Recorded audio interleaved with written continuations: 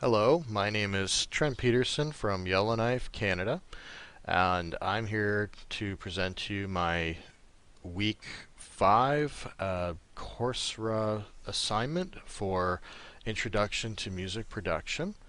And the topic I selected for today is to demonstrate the configuration of an EQ plugin to function like a large range mixing console. The software I'm using is Reaper version 4. I have it on the screen here. And the first thing that you'll want to do is to actually add in the EQ plugin. I have a bus where I'm putting my track mix on.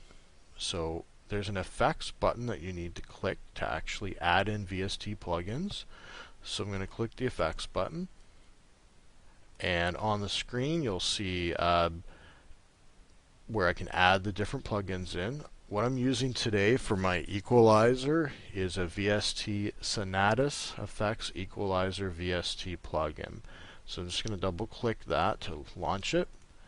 So here's the plugin in its default settings. So we're going to need to configure this to kind of match what you would see on a standard mixing board. So the first thing we're going to want to add in is on the first band is a low shelving filter, and it's recommended that we set the frequency for this at around 80 Hertz. And for the Q setting, we just want to set that at a 1. So that's a good starting point for our low shelf filter.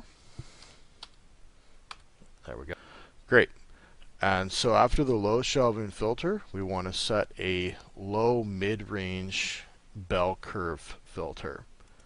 So that's actually going to be in this software called a peak or a dip filter. So we want to set the peak or dip filter, and recommend to start that at 100 Hertz.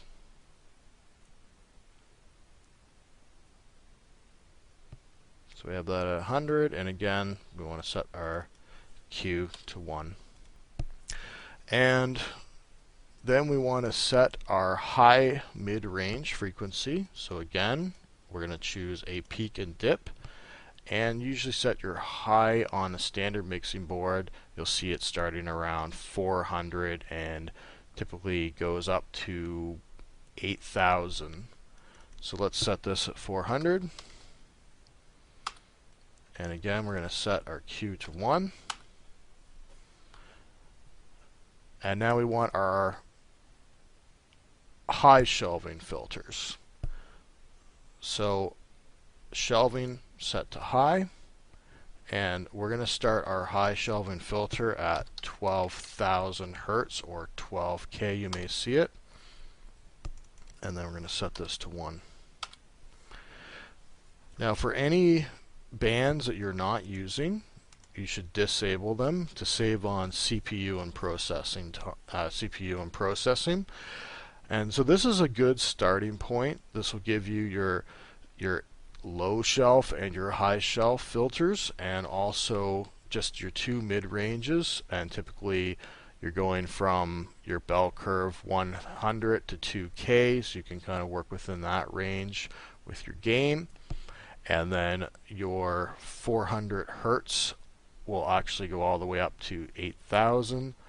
And then you have your high shelving at 12K. And that'll be a great start, give you lots of flexibility when you're mixing.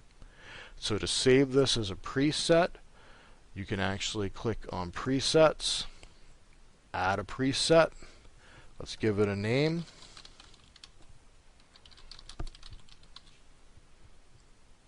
And let's click add. And there we go. You have a preset all set. So next time you want to use this in a mix, you can just launch your FX, add in the VST, and then choose your preset. I hope this was helpful, and thank you very much for watching.